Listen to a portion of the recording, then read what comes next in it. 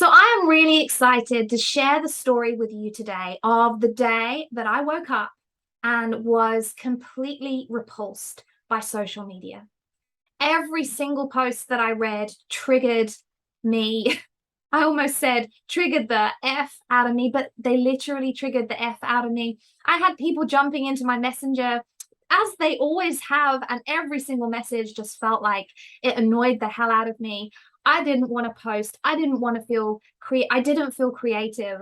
And this was just nuts because up until that day, I had been known as the girl who will help you leverage your personal story on social media in 1 hour a day to attract the clients that you want. And suddenly, the place that had been home for so many years suddenly just felt foreign and somewhere that I didn't want to be. Now, the thing about discomfort is that really, if we're able to put ourselves into a place of discomfort, it starts to bring up all of the stories and the beliefs that we haven't been able to hear. It's almost like our triggers are the things that wake us up when we don't even know that we're sleeping. And honestly, I didn't know that I had been sleeping. What this feeling around social media was telling me is that actually I was starting to play small.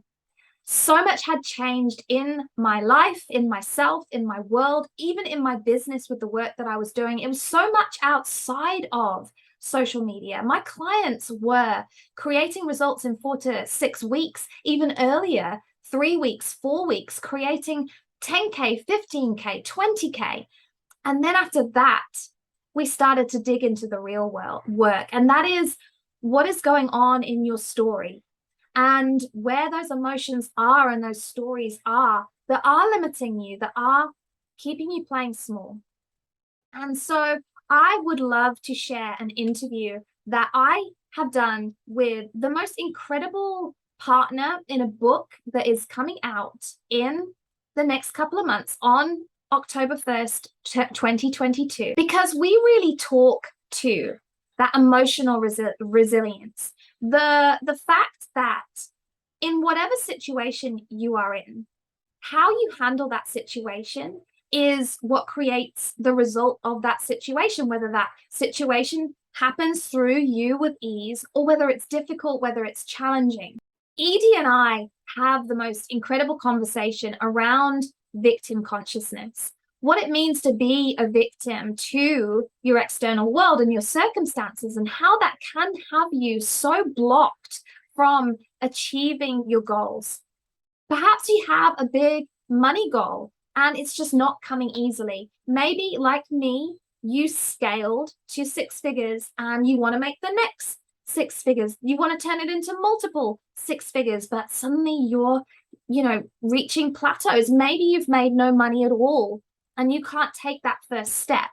And you see, these challenges that we have, these walls that we hit, they are our blessings because they are that time in your life when you can step out of victim consciousness and step into what we call personal responsibility to create change. And Edie describes this as the decision. And I so resonated with that decision, that line in the sand we all meet where we can either step fully in and say, I'm ready. I'm taking personal responsibility for the life, the freedom, the income, the impact that I want, or I can carry on being a reaction to my circumstances, being a victim to my circumstances. And so I'm really excited to share this interview with you. I know that you're going to get so much benefit from it. Why is this related to that day where I woke up and I felt repulsed by social media? I started playing bigger. I realized that being on social media was keeping me small. Helping people just with their social media was keeping me small. And I suddenly felt ready to step out, play massive. Really, I remembered why I started my business at all. So in this interview, we are going to discover that victim consciousness and how you don't just step into that responsibility to change things, but how you step beyond that and you start allowing situations, experiences, everything in life to happen through you and happen through the operating system inside that belief system that has you see your world in an entirely new way, in an entirely new space of opportunities and potentials. The cool thing about the book that Edie and I are part of is the idea that we don't step from victims of our lives into victors, experience victory. We can take a step from victory into being a visionary, leading the way for others to make change in their lives as well. I believe that every experience that I went through, it just gave me the blueprint to be able to help you. And if you're playing small like I was, you're not living to that full potential. You are not reaching as many people as is possible. You are not changing as many lives as is possible. So I will hope you will listen to mine and Edie's interview and be inspired to take your next big step, to play bigger and know that that comes from you.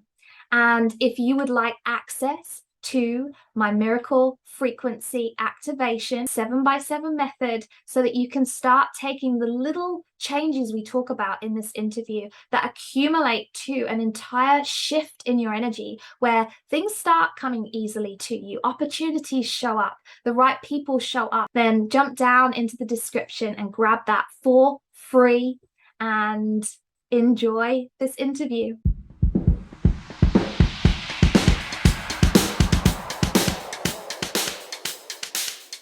Hey, I am so excited to be bringing you this interview today. Now, we're going to be talking today about that energetic gunk that hangs off you and is blocking those channels of abundance.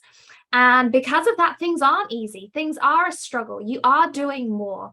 And I was really curious to talk to Edie because she is a partner in this amazing collaborative book that is coming out in just a couple of months' time called Victim to Victory, where we're going to be sharing our stories, not only of going from victim to victory, but visionaries. And really, a high frequency can change the world just by us being the change.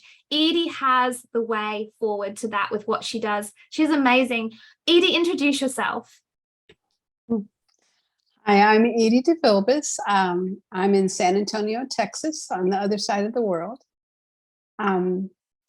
I help stressed out 911 pros, 911 emergency services professionals reclaim their lives through the process that I share with them. Wow. The work is so stressful that it takes intentionality to be resilient. So that's what I work with. So let's go straight in. First of all, we need to update your Instagram. We need to update your Instagram bio. Like, that's such a powerful niche. And yeah, like, people need to know about your work. That's incredible. So straight out of here, get out and just name that. I work with those 911 stressed out what did you call them? Stressed out 911. Stressed out 911 pros. Pros. I love that, because let's feel into that energy. I mean, we've all been there, that stress and how that stress plays out in your life, right? When you're stressed, nothing is easy. Everything hard. It's like trudging through custard. Your reactions are all over the place. Your emotions are big. You just see the world through a completely different lens to when you don't have that stress. So there's a really big question, isn't there? Is what you are experiencing stressful and hard, or are you under stress and experiencing it in the way that feels hard? Well, for the 911 pros, I would say yes, both and. Because there are particular stressors in emergency services, and I think that that's true worldwide. I don't know what the emergency number is in New Zealand. Is it 000 like Australia? We're 111. 111. We always make it as easy as we can to for people, because you can't think when you're in an emergency. But consider the person on the other side of the phone who's hearing about your emergency, but not just yours. It's the other people too. And this all stacks up. Now, typically, when you have taken the call and you hear the person and you dispatch the call, you may or may not ever know what happens with that call. And so there's this open loop that's going on, and that's a stressor. It's shift work, and you've got to have somebody there at 3 a.m. And so it's shift work, and shift work is hard on our physiology. That's very difficult. And there's the lack of control over how much work you have to do, how often and how frequently, and what volume the work comes in. So that's another additional stressor. And then there's the interpersonal relationships, because when we start getting under stress, we start getting more snappy and harder to get along with. And you're in this environment where you're utterly dependent on someone else's work for your work to shine, because you have to work as a team. It's a recipe for disaster. And so, yes, the stress is from the work, and the stress is from being stressed out. And it makes the stress worse. It feels like this situation, it's all, when you bring a magnifying glass and you put it on a sun ray, and then through that it can burn through a piece of paper. Like the sun doesn't burn the piece of paper without the magnifying glass. It's almost like this situation with these 911 pros, it's the magnifying glass. It's the experience that we all have in life, because we all have stresses. We all have situations that are high pressure. We also all have these lifestyle factors and traumas going on from the past that we carry forward into the present. But also, we have traumatic experiences going through life as well.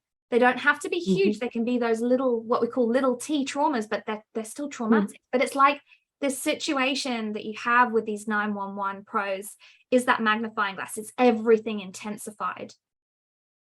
Yes, and absolutely. Yeah, like it's almost powerful to say, okay, so how do we optimize this situation for these 911 pros? Because everything that you do in that intensified situation, we can also do in our daily life as well, to minimize the stresses, to improve our reactions, to have ways. I would say what you're doing, like, is that whole neurosomatic piece huge with being able to rid the body, like we're saying, like this energetic gunk that hangs off you from stress, from difficult experiences, from your reactions, from your emotions, and then blocks those channels of abundance. So things don't come easily. They feel forced. Like there must be a lot of body work to release that, right? To be able to, and lifestyle changes as well, to get them into this, I guess, more peak state, better resilience, to be able to live through that experience at work so much more easily. Can you talk into that? I'd love to hear. Yes. Well, where I begin with my people is I tell them that there's 3 shields that we need to build.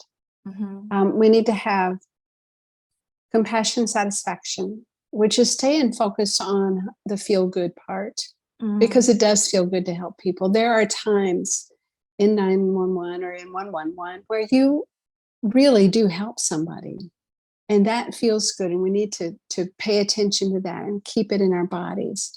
And the next one is self-awareness. And I have a full strategy on developing the self-awareness of the 5 different major areas of our life to pay attention to. And then there's healthy habits, and that's the physiological habits that we need.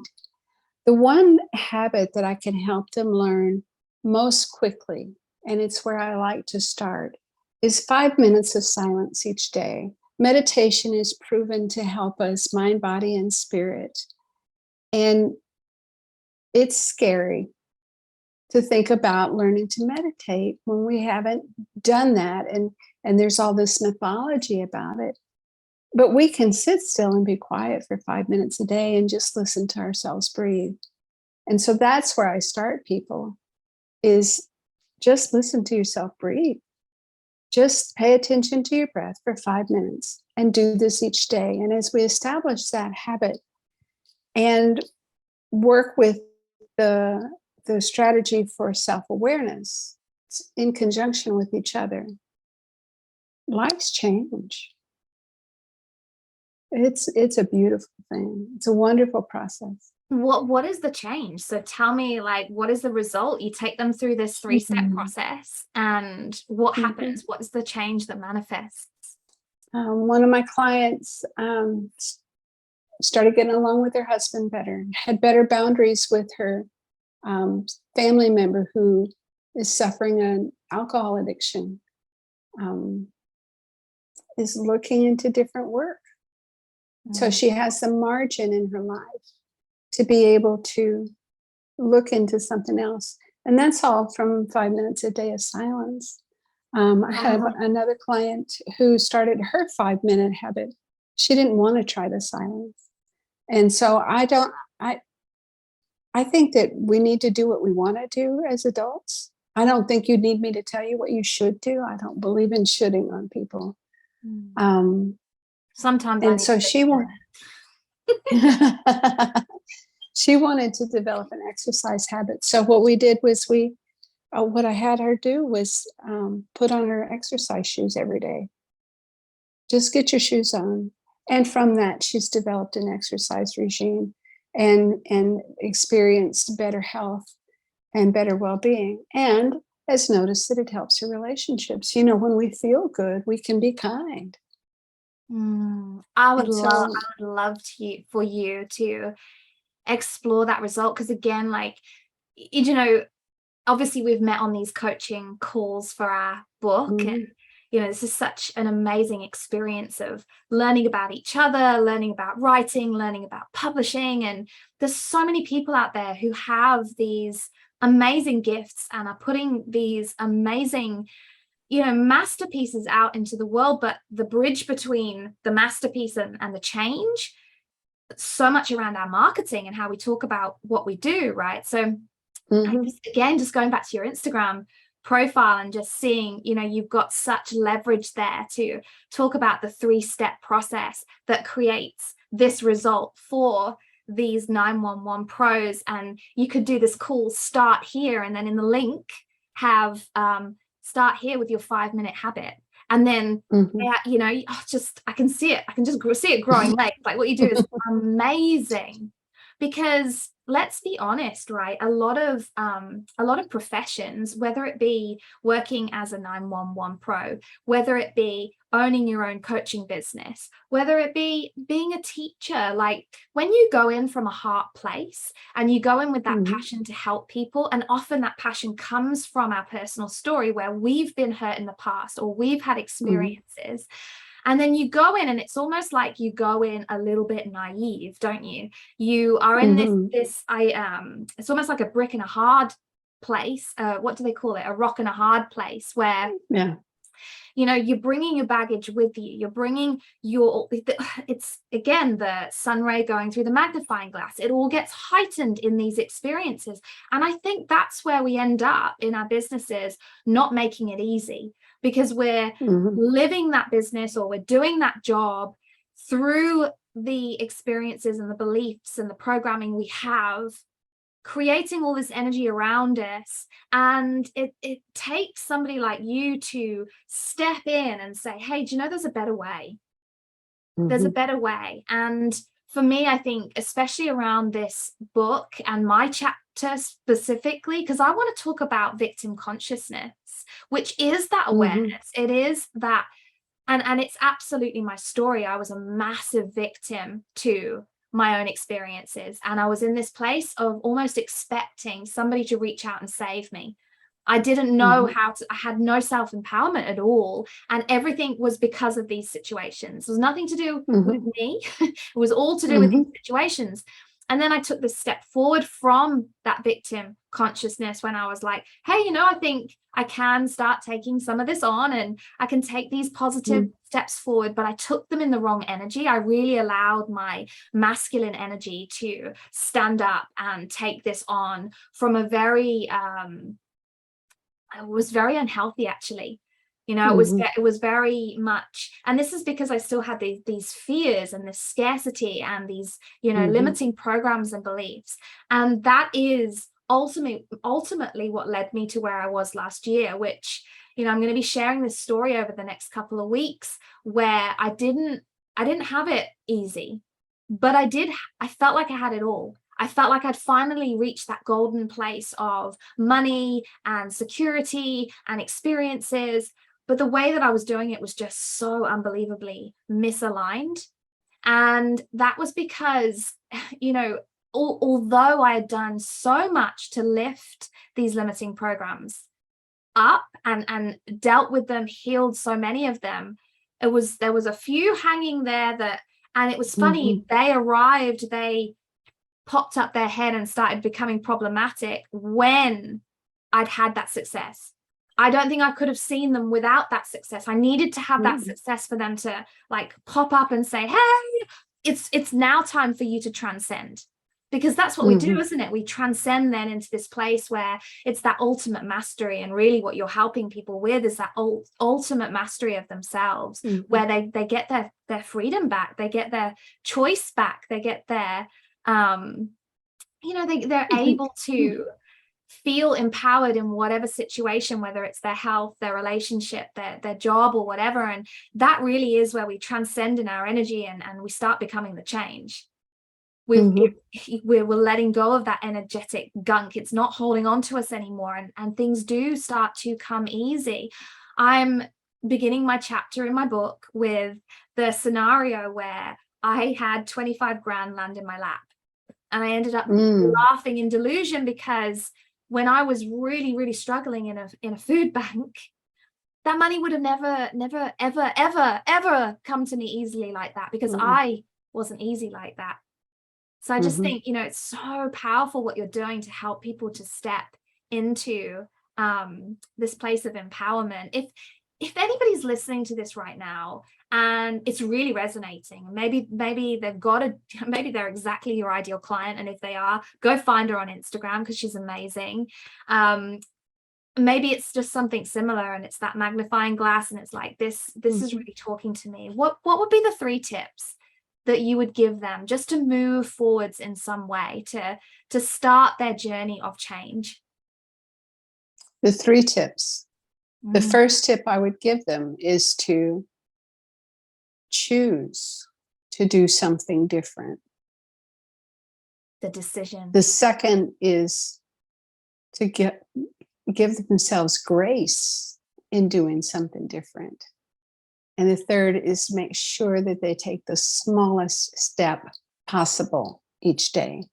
The smallest thing that you can think about each day. You might do more if you want to. If you wanted to write a book, I would say write 1 word every day. Now, if you write 1 word, the odds are pretty good that you're going to write another word. But if you choose not to write that 1 word, you won't get it done. So powerful. So do the smallest thing possible, but choose to start. Cut yourself some slack because it's hard. It's hard to change our habits. It's hard to change what we do on the daily. And then start very small. Start now, start small, start with 1. I love because that. Your life is worth your effort. Your life is worth your effort. And there is no, have you noticed that there's no knight in a shining armor on a white horse coming to save us? He's not there. We are the knight and the horse and the shining. Yes. And that's so beautiful when you get to meet that, just like brings emotion to me when you get to meet her. You get to look in the mirror and you get to say, I am her. I was always her. And I had all these armors on that I wasn't willing, or I didn't have, like you say, it's that number one, it's decide, but you have to have that element of awareness first to be able to decide that I'm going to go forward. And I think it's so beautiful to tell people to go forward with grace. I don't think I did. I don't think I had somebody like you saying that to me. I went forward like with my boxing gloves on, and you know, and that's, I think, why I ended up where I did. So your words are so powerful, they're so important. That advice around starting small, like, that's so powerful. I'm at the moment just about to launch an app which is giving people access to what I call the miracle frequency activation method, because it's just 7 minutes.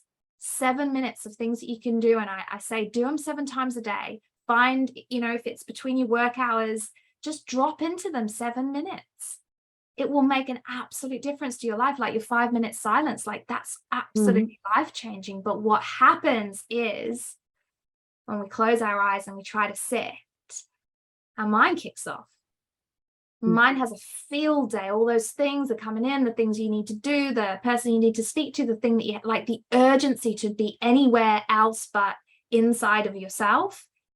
At first it's mental, right? So it's like, I love that you're there to support somebody with that habit, because that habit will change their life as they begin to learn to be in the discomfort of whatever is coming up, and to know that it will go, it will ease. And that's as you are becoming in, or you know what, this doesn't sound good, becoming easy, but we're becoming easy. Like if we're easy, everything's easy.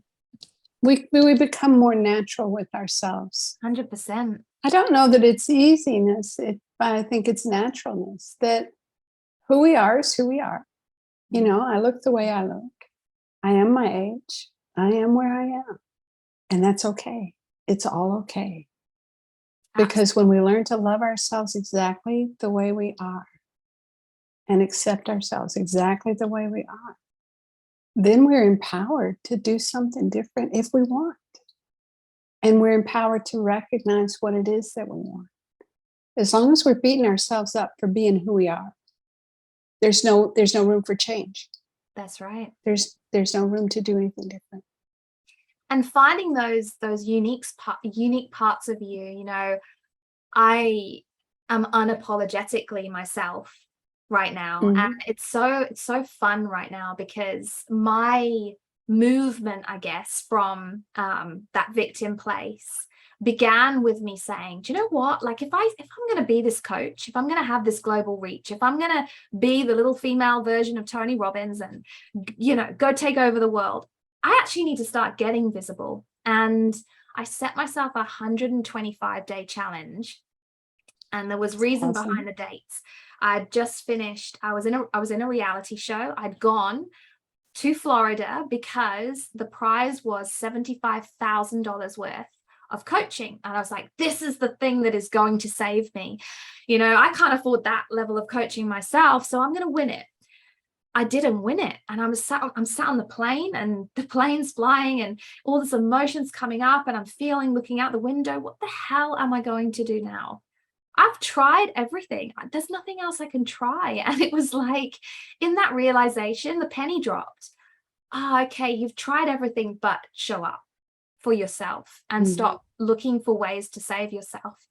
And so the next event with this same mentor was in 125 days. So I set myself the challenge to be unbearably visible, #unbearably visible, for 125 days.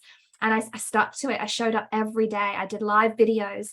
The discomfort of getting on these live videos was just horrendous, and all these stories. And the thing is, when you put yourself in that discomfort, it starts to bring up the stories. We don't put ourselves into the discomfort, so we don't get the awareness, and we can't make the decision. So when we put ourselves into the discomfort, and then the stories come up, but we've committed, you know, we have to stay there, be there, we get to hear all the things that have been holding ourselves back, and we get to decide whether they're true or not. You know, and through this journey of becoming unbearably visible, we're now, where are we, 5 years later, all of those things that made me feel uncomfortable about myself I absolutely love about myself. They are who I am. They're my quirks. They're my eccentricities. They're my personality. They're my story. And my story is my blueprint for how I help others to birth that truth as well, right? To actually step into their truth, live out that soul goal, create that freedom, and change the freaking world by being the change. So Yes. it's so powerful. I just would love to finish on your chapter in this book. And can you share, like, what is the direction? What are people gonna learn? What are they gonna get? What are they gonna hear? Don't give it all away because we want them to read it, but why should they read your Right. chapter? My transformation has been phenomenal, and it's taken 2 decades. I was in 911, and I had to get help. But in the process that I have gained, that I have acquired, and that I now share with others, because it was a long and winding road, right, to get there, to really nail down this process. In the past 5 years, I have dropped 85 pounds. I'm leaner and healthier than I have ever been. I completed my doctoral program. It's been longer than 5 years. It's been since 2013, because I met and married my amazing husband through this process. And I survived my grief journey when he died 8 months later. And I have an autoimmune condition that I have under control. Through this process of caring well for myself, that I help other people acquire for themselves. And so it's been a remarkable journey. That's so beautiful. Who are you wanting to inspire? Are you wanting to help that 911 pro with your chapter, or is it outside of that in terms of who you can inspire to bring that transformation into their life? I want to inspire people who are stressed out and overwhelmed. I figure if I can help the 911 pros, and I picked the 911 pros because that's where I crashed. I did that for 14 years. And I know the journey. But if I can help them, can I help you? So I think that my journey has messages for a lot of us. I love it. I absolutely love it. And I thank you so much for being here and chatting with me today. Our book is launching October 10th, is it? I thought it was October 1st. It's in October early 1st. October. I think you're right, Yes. October 1st. And I know that I have a link in my bio right now, which actually is to help you with those habits. So to help you build the 7x7 method into your day so that you can activate your miracle frequency. But if you obviously get connected there, you're going to be able to hear the I guess the updates towards this launch and be able to hear my story. Edie, how can people get hold of you? What's the best way for them to get hold of you, for them to experience more of you? My IG account is Edie Devilbliss, and so that would be a good way to reach me. Perfect. Send me a message. Follow me, and I'm on TikTok. Yay! I've saw decided that. That's epic. I've decided that little old ladies belong on TikTok. One of the things about me is I just turned 70. Wow. And I have more energy than I had when I was 30. I promise you. It is so exciting. And so for my 70th birthday, I said, okay, I'm going to learn something new. I'm going to go on TikTok. So I'm having so much fun. It's fun, right? I'm actually It is allergic fun. to TikTok because I can't niche down. I'm struggling to find my little pocket of niche on TikTok, but you know, just reels and things, like really being able to just express. I love it. I think it's phenomenal. I think it's for any age. I think you're amazing. And yeah, go check Edie out. Instagram, TikTok, connect with her, and yeah, get excited for our book, October 1st. Yes. And either from me, from both, you'll be able to get the details of how to connect with that. So I'm going to jump off. It's so beautiful to talk to you today. Thank you so much, Claire. It was just delightful to get to spend some time with you. Oh, you're welcome.